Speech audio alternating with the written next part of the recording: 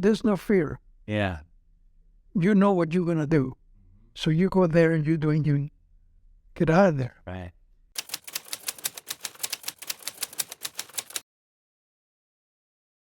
My name is Victor P. Real. I go by Vic. And my time in the military, it goes from November 1953 to November 1959. And after I got out, I had 2 more years of Marine Corps Reserve time. I come out, a black sergeant, Sergeant E4. Initially, I was designated a supply clerk. And I went to the school after ITR. And my grades were excellent, so they chose to assign me to the base clothing store, be responsible for the sale replacement of uniforms to the troops. My origin is from Santa Monica, California. I was born there in 1935. For the first 3 years, we lived in Santa Monica. Mm-hmm. I have my father and mother and 3 siblings. For the first 3 years, everything was pretty well, easy going, but it was depression years, so there were no jobs. There was hardly anything to eat. So we did not enjoy a good American life. Mm.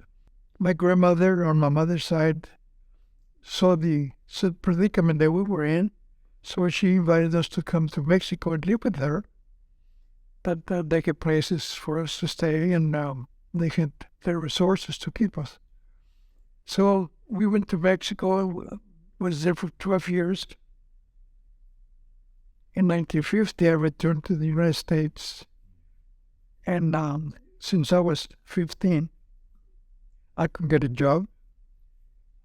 I couldn't go back to school because in Mexico I had finished the elementary classes necessary for Mexico, only 6 years. And my time in the United States at that time was pretty tough because no job, no money, no tickets, can't watch it. So anyway, the work that I did is working in the fields, from picking cotton to picking grapes to cleaning up walnut fields. Anything to do with labor, I did, and it was not fun. So in November 1953, after all the harvest is ended, I had no means of making money. So I joined the Marines. I saw a poster that says, "Join the Navy and Sea World." And I said, "That's for me." But I made that mistake. I walked into the Marine Corps recruiter, and they snagged me. I was asking where the Navy recruiter is. So that's how I came about to join the Marines. I was sent to Los Angeles for the preliminaries, all the different tests, the physicals and everything else. And even though I was only 5'3" and a quarter and 125 pounds, I passed the minimum requirements of height and weight. So when we got to boot camp, I had to compete with 6'2" or 3" giants, all American football stars. And going through boot camp, if they carried 80-pound pack, I carried an 80-pound pack as well. So I had to work extra hard to keep up. And I was able to succeed because of my handicaps, which mean, the undersize, being a peanut, within a peanut. Well, I had lived through the manual labor, so I decided I was going to use my brain and start studying harder. So I excelled so well at our boot camp that I was the only Marine to make private first class. Oh, wow. Well, that in this is now 1954, February. Now, I was I was promoted to private first class and given a several transfers, which is one of the biggest compliments that a Marine can receive. It was It was a award. An award, yes. like they presented that to you because you did so well in boot camp. Wow. So, continued to Uncle Lemon as a Yes, sir. The the work that I did in Camp Pendleton was not glorified in any way.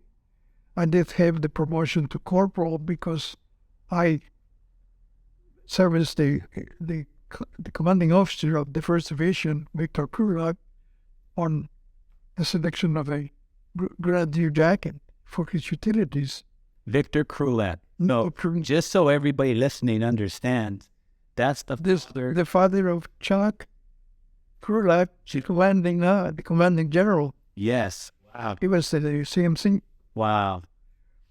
So, after 22 months, I had an opportunity to apply for overseas duty. So I volunteered to go overseas, and I thought they sent me to Korea, but no, they sent me to Hawaii instead.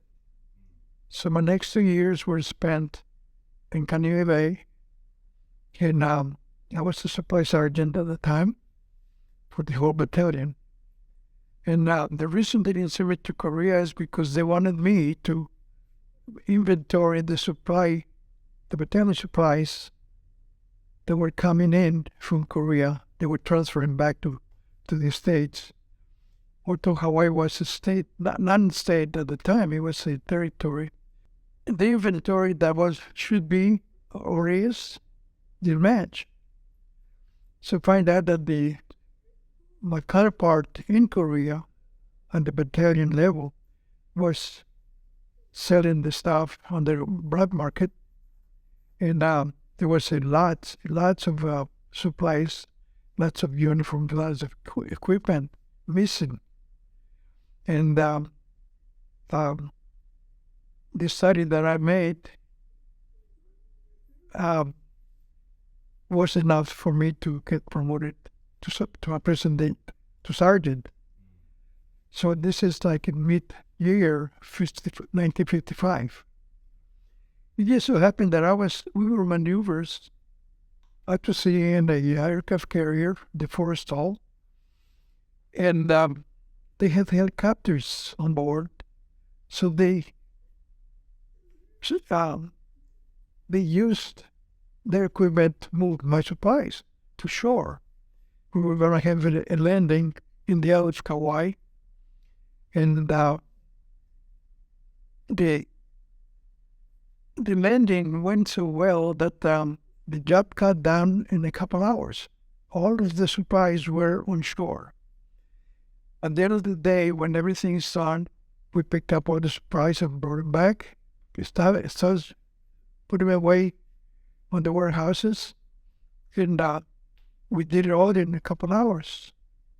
So I was the company command. I was ship's captain for the battalion on board ship, and it was a meritorious service that I did, so they made me sergeant E4. Sergeant was E4? Yeah, because the grades changed in 1959. Oh, okay. That's one of the reasons I got out, and I come back to that. Okay. So the joy that I had watching these helicopters, that I asked one of the crew chiefs, this is what makes a helicopter fly. He says, you want to know, you go to school and learn about it. So after we finished our maneuvers and our operation, we were back to base. I went to the first sergeant and I asked him, this is, what do I have to do to apply for aviation school? He said, well, number one, you got to extend your time. You got to be smart. You got to pass a lot of tests. If you flunk anyone, they're going to send you right back over here, and you may not have the same job that you have now. So I studied. I worked hard. I excel. I was accepted to the aviation school, and at the end of the training for helicopter mechanic, after 13 months of training,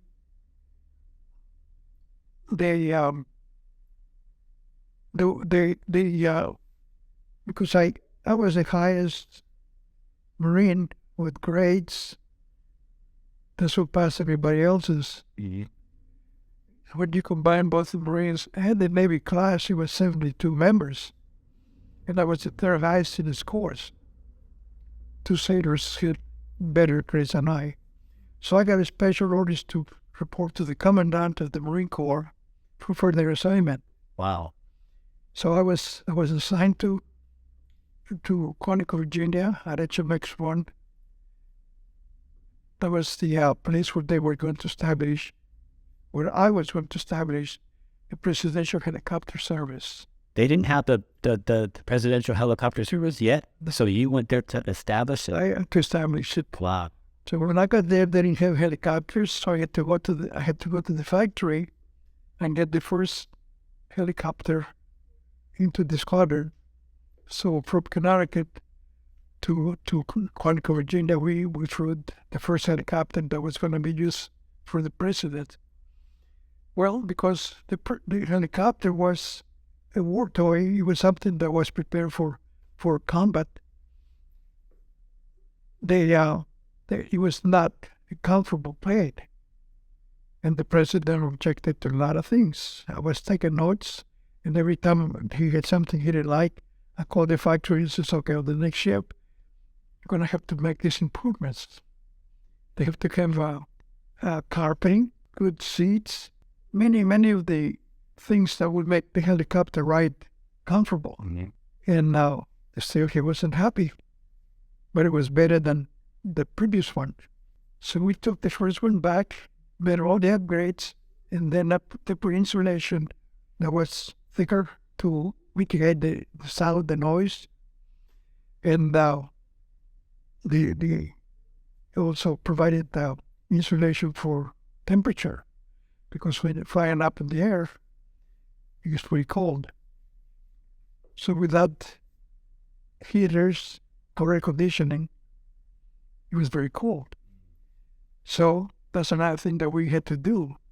And yet the president wanted a telephone system that he could use, the red line. So we added that to the helicopter, and we had to compensate weight.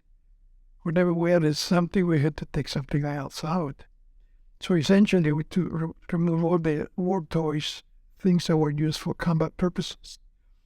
And now we were able to compensate. Otherwise, we have to use less gasoline or less personnel to carry. So the presidential helicopter itself became Marine One when he was on board. Would have been used with less fuel or less people on board.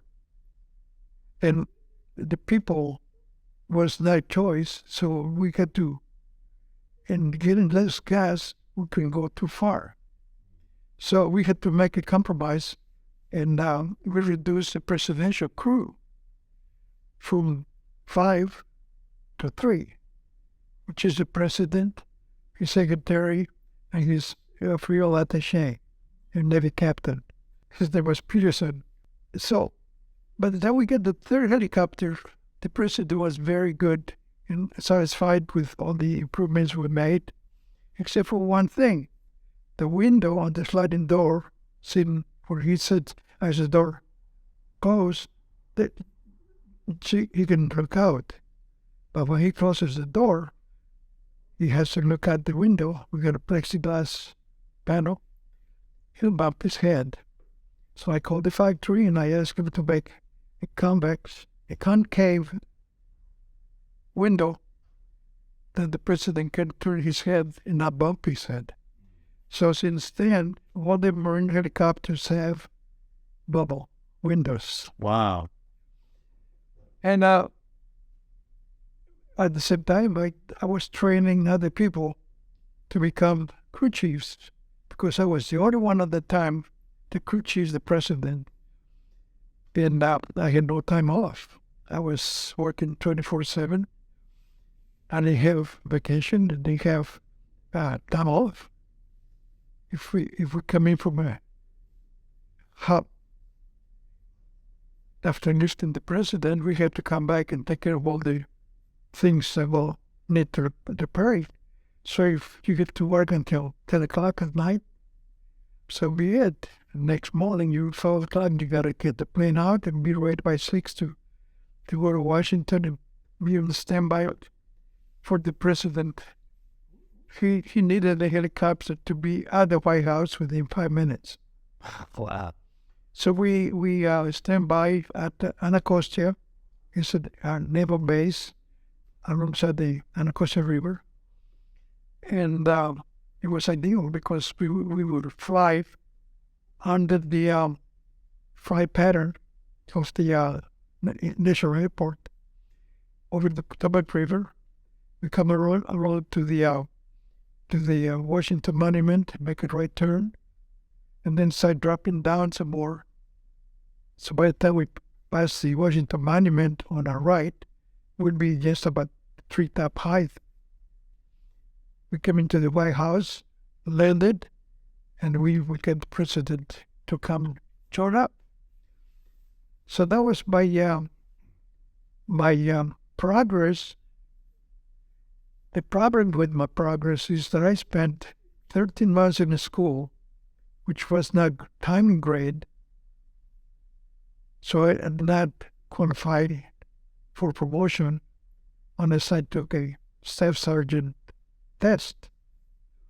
And since I hadn't had any experience as a staff sergeant, they kept me as a back sergeant, which is the stripe on my head. And when I got out, one of the reasons I got out, and I come back to that, is because the Marine Corps changed the chevrons, the rank, and they put a set of course rifles underneath the chevrons. And since I couldn't get the rifles on my rank, I was an acting sergeant. After being 3 years a sergeant, I'm an acting sergeant in the bowl.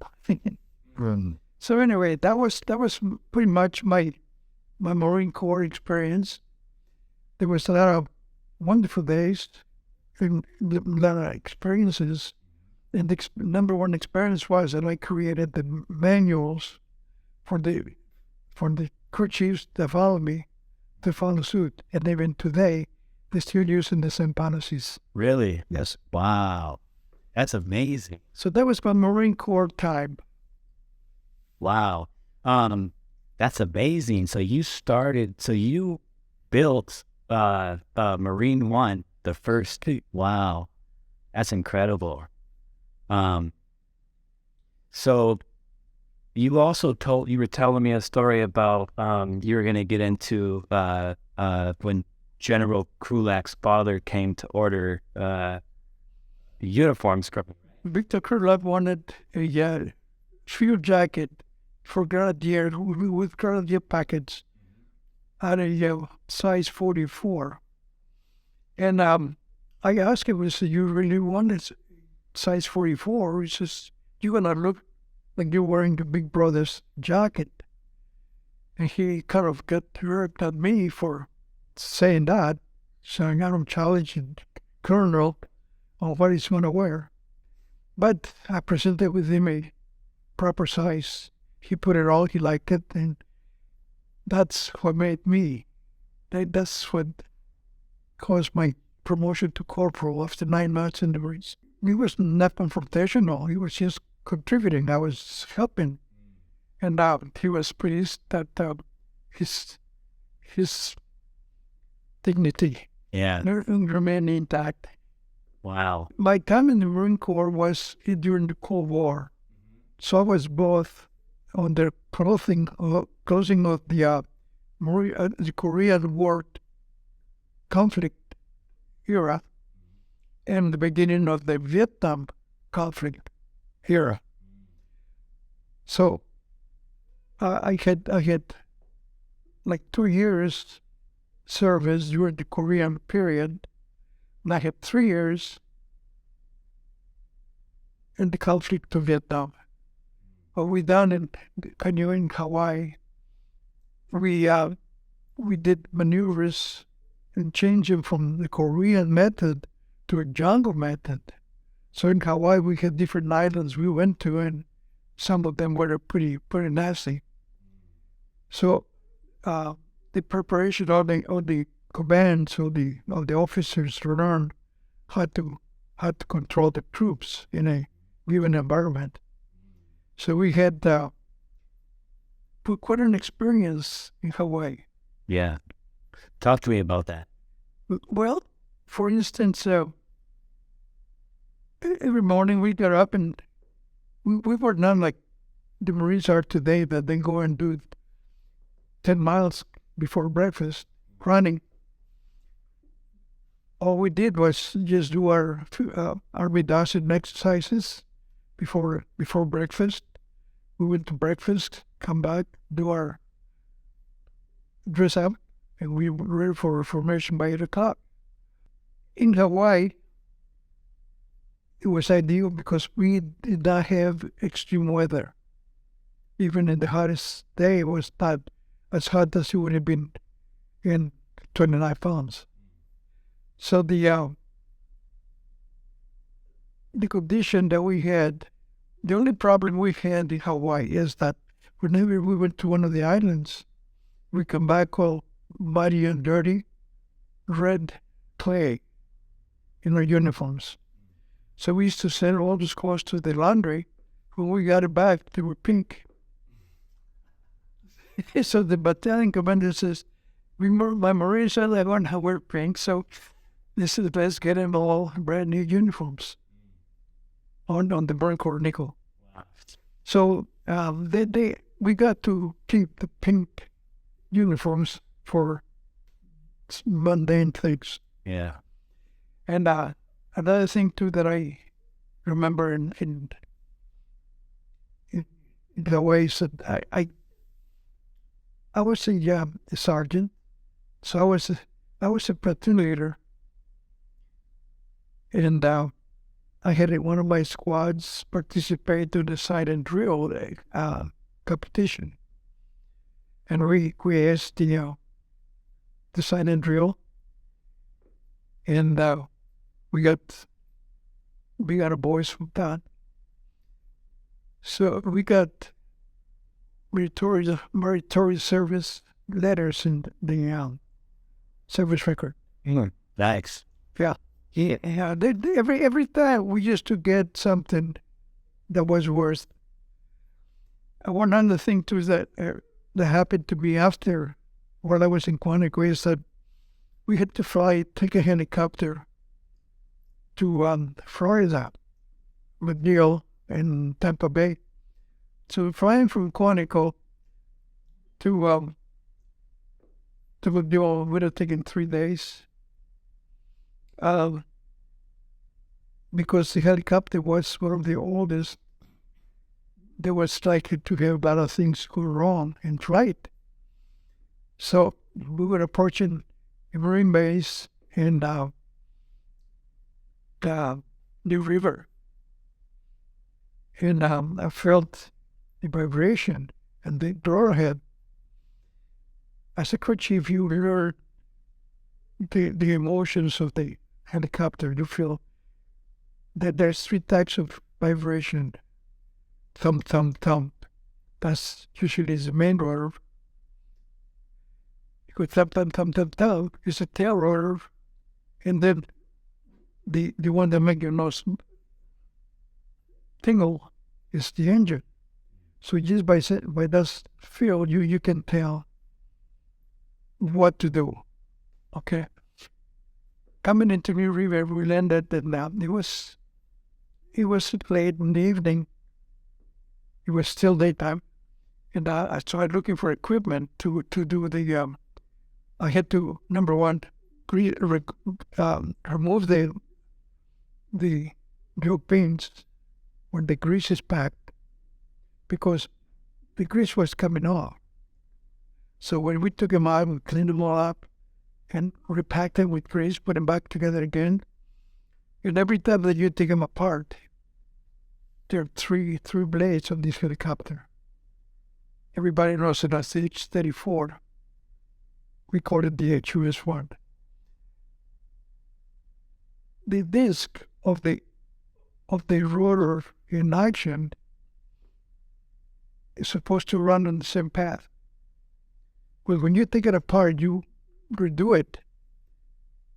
They're not balanced. So after a while, we used to bring it up to takeoff RPM. The blades will be making a cone. At that point is when you have to track them. And when you have the flag with a piece of cloth or something, that you're going to turn it into the blades, you thump, and then when you take it out, you check and see where the mark are that you put in the blade tip. So sometimes it's only half an hour for quarter of an inch off. So you got to figure out which is the blade that's going to be your basis. So you adapt, you got controls, screw adjusters. You do it again and again. Eventually you get all three on the same spot, and that's good. That's good. They're in path, they call it. And because that's what lifts the helicopter, you got to make sure that you have the best setup possible.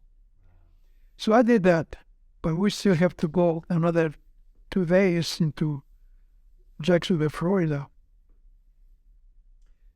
So on our way south from New River we were going to stop at Jacksonville, Florida. We had to pull in to another force base because there was a hurricane coming, and we had to get the helicopter down. Now, we didn't have all the equipment to secure the helicopter, so it would have been possible that we lose it with the strong winds. So we were able to get tied down chains. So we tied down well, and then we folded the blades and dropped them up in canvas, and then we withstood the storm. Next morning early, we get up, we get a breakfast, get the flight line, get started with fuel, make sure that the blades are in path. We take off, we fly down through North Carolina, South Carolina, Georgia, and then to Florida. Well, we landed in Florida this evening, and we had barracks. We stayed at the temporary housing. So we take us a place to spend the night, took some to the mess hall to eat. Next morning we got up, had breakfast, went to flight line to pre-flight the helicopter. And we check the blades, make sure that they're still in path, everything is working well. So that means that I did my job right. Okay, we have flown now close to 1,000 miles, and now we only have like 300 miles to go. And as we are doing the pre-flight from Jacksonville, Florida, we see the plane coming in for landing. And I noticed that the helicopter, that airplane is a trainer, Navy trainer, is coming up too fast. So he's dropping down literally on an angle that's it's not right. I said, that guy is going to crash it. So he found it out, he bounced in the concrete, took off again, gave it power, but his problem was that he made a left turn and lost his dynamics, lost his wing, his lift. So the plane went directly into the ocean. Oh. So being that we were ready to take off, I told the pilot, this is called. So I get in, and we flew over. So the pilot came over the down aircraft that's still floating in the water. I hit a splash of water with the prop wash, and the pilot is drowning. I said, "Hey, no, back away, back away. What you want to do is come in with your prop, with your main rudder at an angle, so you can slowly come in. The prop wash goes away from the plane." He said, "It appears to me that the pilot is unable to get out of the plane. So I said, get low enough so I can jump in and zoom to the plane."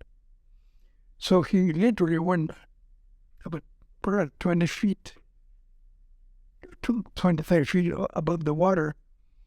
And because of the turbulence the helicopter was causing, it was pretty risky. So anyway, I jumped and I swam to the plane and did the harness of the pilot, put him off, and as I put him in the lifter to the helicopter, and I was hanging onto the rope and the cable, the plane went down. Oh. So we lifted up, and the guy was so messed up, he was very drunk. Oh, really? Uh-huh.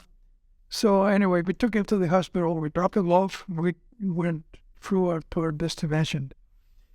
So, but when we had a flight from McNeil to Quantico, and a couple of weeks later,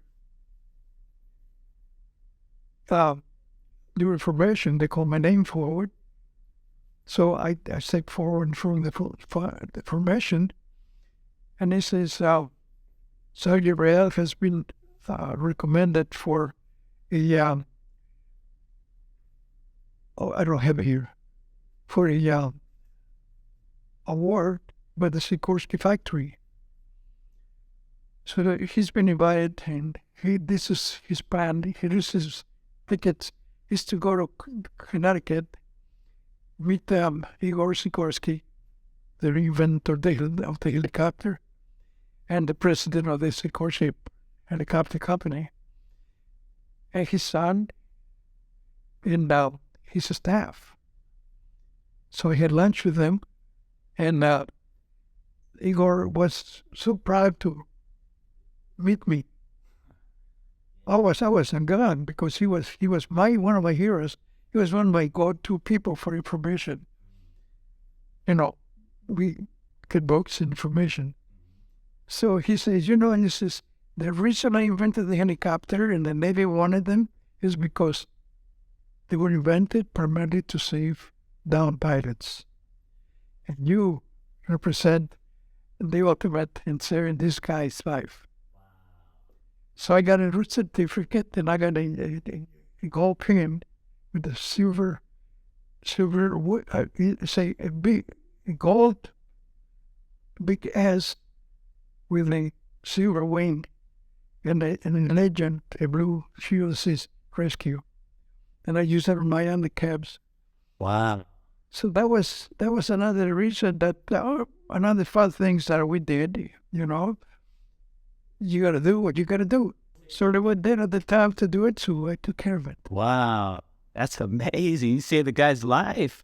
So I believe that they put a meritorious letter in my file, and I was recommended for not military service, but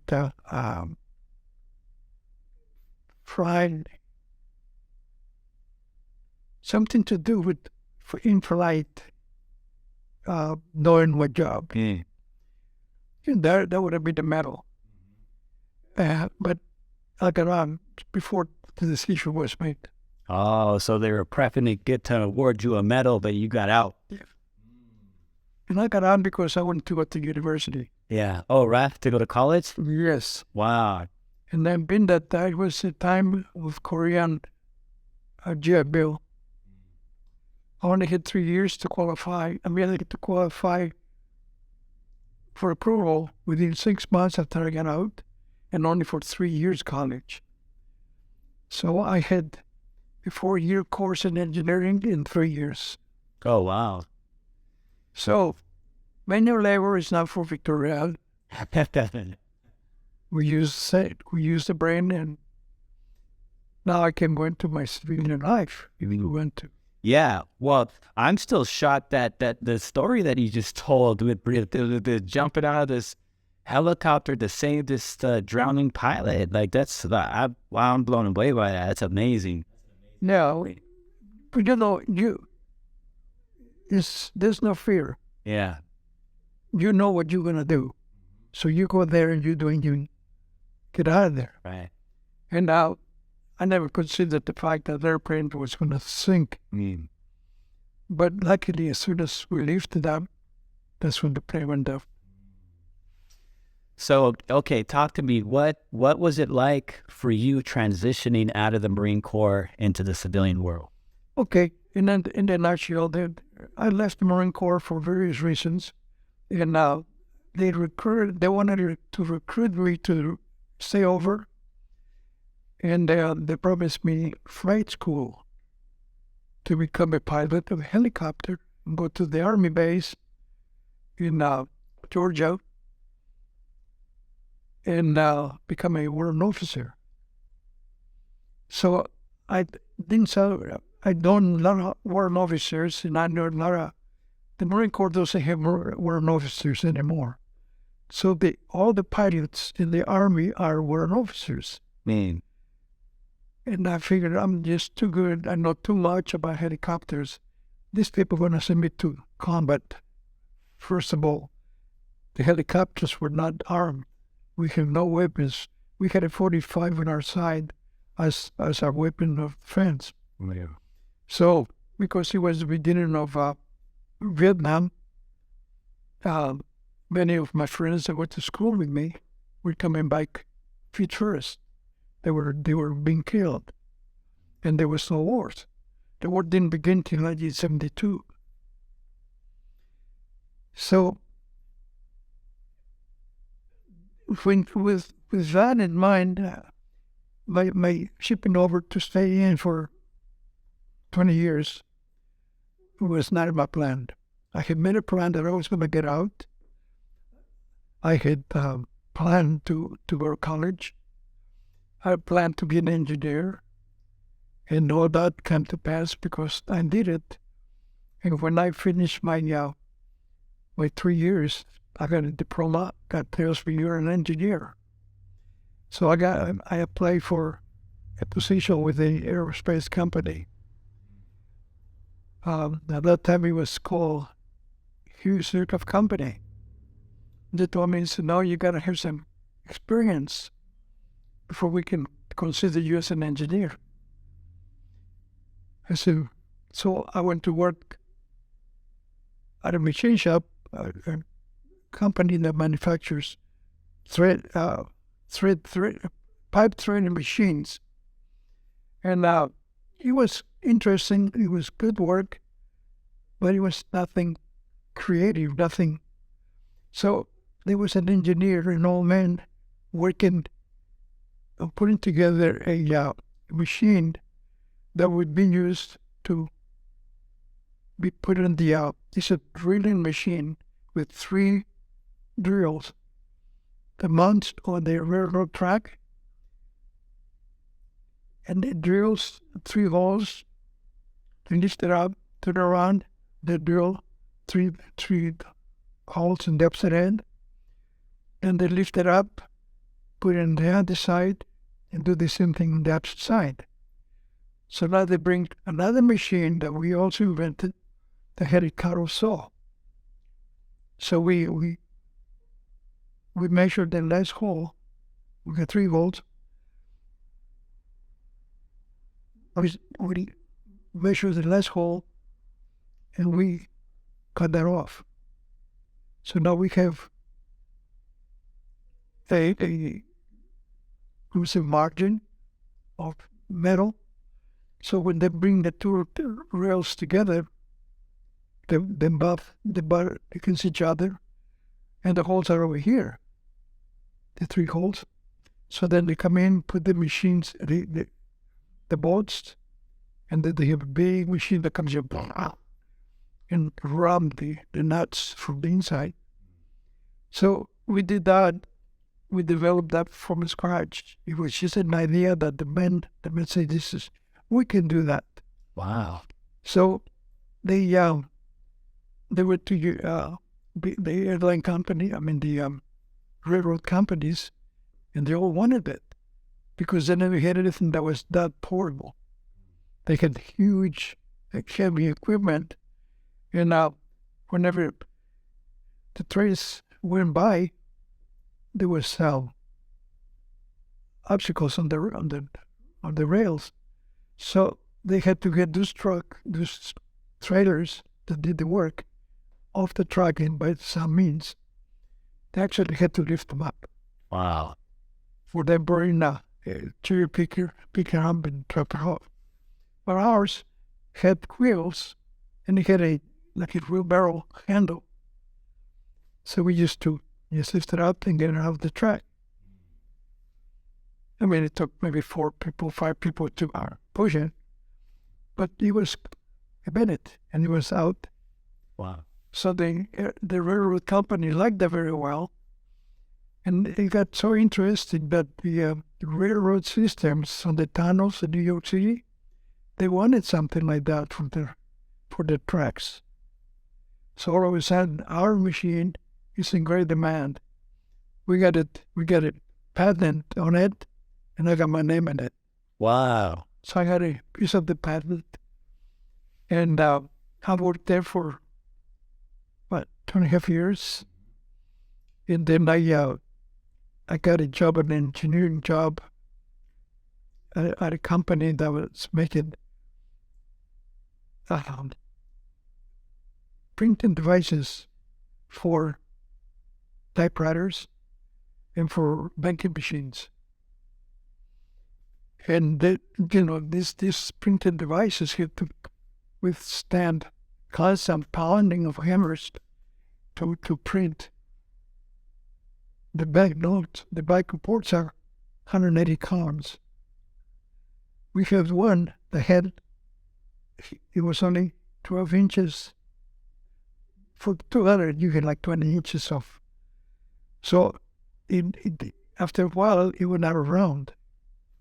So by making them shorter, it would be more solid, and it would last older. We got the patent on that, and I got my name on that too. So my engineering degree was very helpful. I was able to get back in engineering.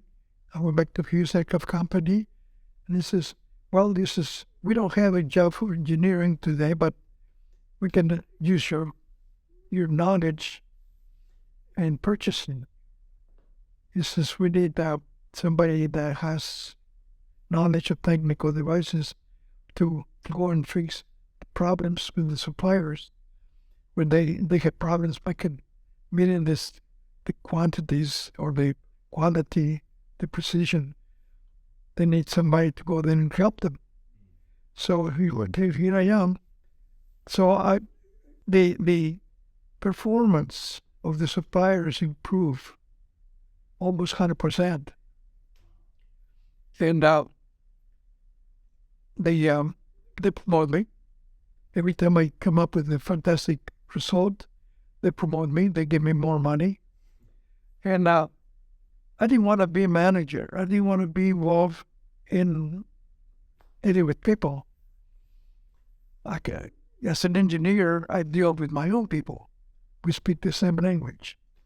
And I was successful that way. And for 37 years, I worked as an engineer, as a purchasing manager.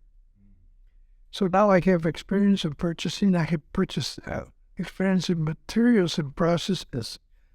I have the knowledge of the industry, know the manufacturers of the good houses.